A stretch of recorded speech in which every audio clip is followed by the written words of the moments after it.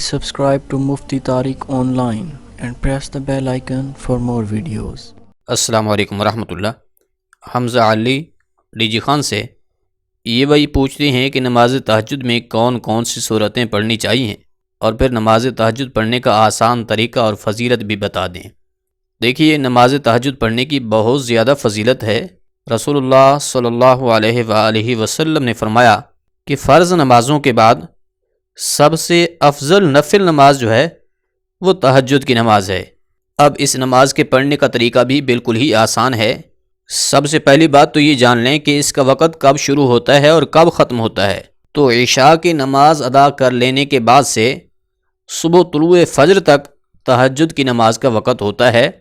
رات کے کسی بھی حصے میں جب بھی آپ کی آنکھ کھلے تو آپ اٹھ کر تہجد کی نماز پڑھ سکتے ہیں، مگر اس نماز کے پڑھنے کا جو افضل وقت ہے وہ رات کا آخری حصہ ہے، یعنی کہ سحری کا جو وقت ہے یہ نماز تہجد پڑھنے کے لیے افضل وقت ہے۔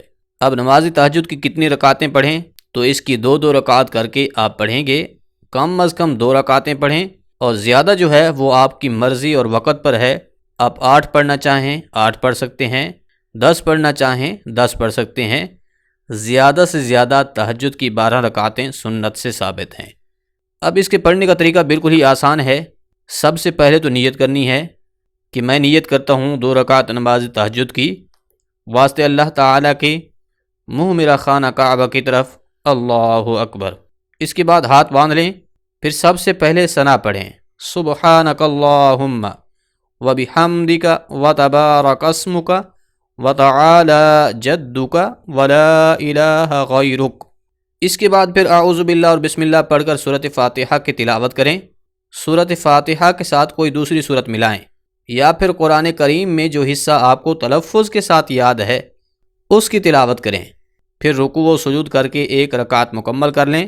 دوسری رکعت کے لیے جب کھڑے ہوں تو اس کو بسم اللہ سے شروع کریں، اس کے بعد سورۃ فاتحہ کی تلاوت کریں، ساتھ میں کوئی دوسری سورت ملائیں۔ رکوع و سجود کر کے التحیات کے لیے بیٹھ جائیں۔ التحیات، درود پاک اور دعا پڑھ کر دائیں بائیں سلام پھیر لیں۔ اس طرح سے آپ 2 رکعت نماز تہجد مکمل کر لیں گے۔ پھر یوں ہی آپ 2 پڑھنا چاہیں 4 پڑھنا چاہیں 6 پڑھنا چاہیں، جتنا مرضی آپ تہجد کی رکعتیں پڑھنا چاہیں وہ آپ پڑھیں۔ اسی طریقے سے کم از کم 2 رکعت تو لازمی ادا کریں۔ زیادہ سے زیادہ جو ہے 12 رکعتیں سنت سے ثابت ہیں۔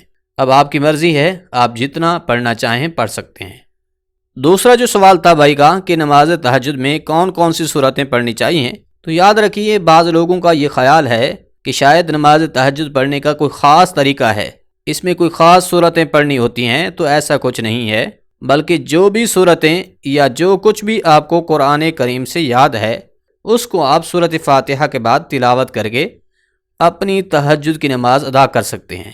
ہاں، یہ ضرور ہے کہ ترتیب کا لحاظ لازمی رکھنا ہوتا ہے، یعنی کہ جس سورت کا قرآن کریم میں نمبر پہلے ہے اسے پہلے تلاوت کریں، اور جس کا بعد میں نمبر ہے اسے بعد میں پڑھیں۔ اگر بالفرض آپ کو صرف سورۃ اخلاص ہی یاد ہے تو پھر آپ اسی ایک ہی سورت کو ہر رکعت میں سورۃ فاتحہ کے بعد تلاوت کر سکتے ہیں۔ اس طرح سے بھی آپ کی نماز بالکل درست ادا ہو جائے گی۔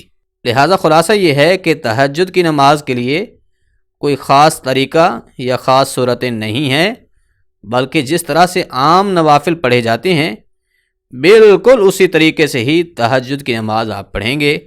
اللہ کریم آپ کی تہجد کی نماز قبول فرمائے گا اور آپ کی ساری پریشانیوں کو دور فرمائے گا۔ امید ہے بات سمجھ آ گئی ہو۔